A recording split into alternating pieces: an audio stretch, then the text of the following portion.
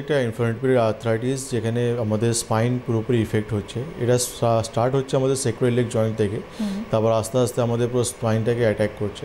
কারণ এই রোগটাকে প্রোগ্রেসিভ রোগ বলা হয়, মানে এই রোগটা যখন আমাদের শরীরে হয় তো এক জায়গা থাকে না, এই রোগটা আস্তে আস্তে আমাদের গোটা শরীরটাকে ইনভলভ করে নেয়, মানে শরীরে যত হার্ট রয়েছে, জয়েন্টস রয়েছে, সবাইকে ইনভলভ করে নেয়।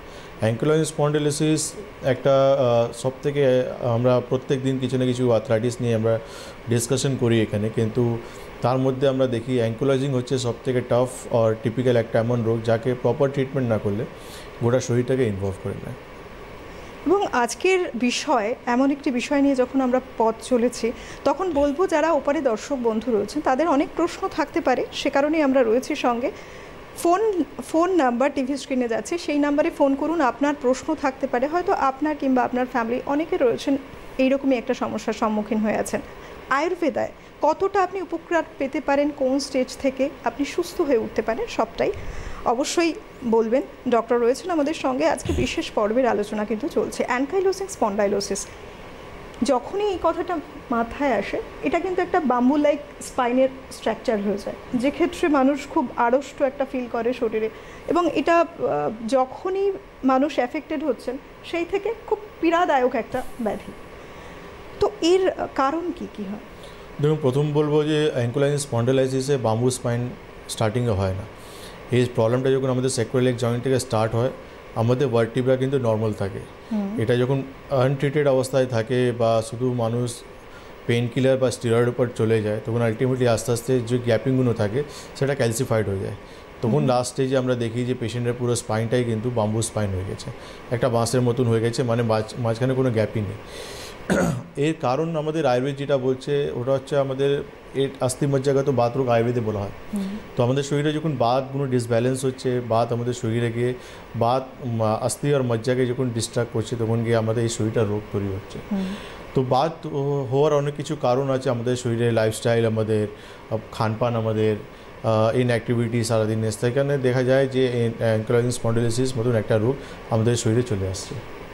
কিছু কিছু ক্ষেত্রে দেখা যায় একটা জেনেটিক ফ্যাক্টর কিছু কিছু ডিজিজের জন্য ভীষণভাবে দেয়। তো অ্যানকাইলোজিং স্পন্ডাইলোসিসের সাথে কি কোনো জেনেটিক ফ্যাক্টর আছে? অবশ্যই আছে, জেনেটিক ফ্যাক্টর একটা রয়েছে অ্যাঙ্কিলোজিংয়ে। কিন্তু আপনি দেখবেন ম্যাক্সিমাম রোগী আমাদের কিন্তু একটা জেনেটিক কজ হয়ে গেছে, ডায়াবেটিস থেকে নিয়ে, ক্যান্সার থেকে নিয়ে, অ্যাঙ্কিলোজিং থেকে নিয়ে। কেন কি ল্যাক অফ নলেজ একটা সবথেকে বড়ো কাজ করছে আমাদের না জানার জন্য আমরা এই রোগগুলো আমাদের নেক্সট জেনারেশনকে কিন্তু ক্যারি ফরওয়ার্ড করছি। একদম। এই জন্য আমাদেরকে যে কোনো রোগকে নিয়ে আমাদেরকে তার ব্যাপারে ডিপলি জানা দরকার, যে এই রোগটা কেন আসলো আমার শরীরে, কী কারণ ছিল যেটা আমার হয়ে গেল, একে আমি কীভাবে নেক্সট জেনারেশনকে ক্যারি ফরওয়ার্ড না করতে পারি, সেটা আমাদের কিন্তু লক্ষ্য রাখতে হবে। মানে প্রথমে একেবারে রুট কজে যাওয়া, যে কোনো জিনিসের যে কেন হচ্ছে কারণ, সেটা যদি জানা যায় তাহলে একটু একটু করে দেখা যায় অনেকটাই কিওর পসিবল। কিন্তু এখানে একটা প্রশ্ন আসে, যারা একবার অ্যানকাইলোজিং স্পন্ডাইলোসিস হয়ে গেছে, অ্যাফেক্টেড হয়ে গেছেন, এবং দেখা যাচ্ছে যে প্রথম দিকে তারা তো বুঝতে পারেন, একটা স্টেজের পরে বুঝতে পারছেন এটা খুব এমন একটা ক্রুশিয়াল পিরিয়ড, সে বেন্ড হতে পারছে না, দৈনন্দিন জীবন তার ব্যাহত হচ্ছে। সেই সময় তিনি বুঝতে পারলেন যে হ্যাঁ, এখন ডক্টরের কাছে যাওয়া উচিত। সেই সময় ডায়াগনোসিস হলো এটা অ্যানকাইলোজিং স্পন্ডাইলোসিস। সেই সময় থেকে আয়ুর্বেদার হাত ধরে কি কিওর পসিবল?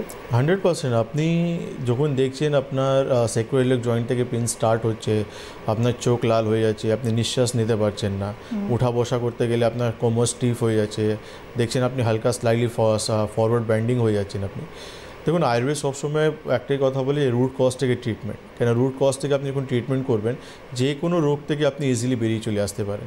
কেন আপনি যখন স্টার্টিংয়ে প্রবলেম শুধু আপনার স্যাক্রোইলিয়াক জয়েন্টে অবধি রয়েছে, আপনার পুরো স্পাইন কিন্তু ফ্রি আছে, আপনার সার্ভাইকাল ফ্রি আছে, আপনার শোল্ডার ফ্রি আছে, আপনার নি জয়েন্ট ফ্রি আছে। তো জয়েন্টসগুলো আপনার স্টার্টিংয়ে অতটা এফেক্ট হয়নি, আপনার শুধু প্রবলেমটা স্যাক্রোইলিয়াক জয়েন্ট পর্যন্ত রয়েছে।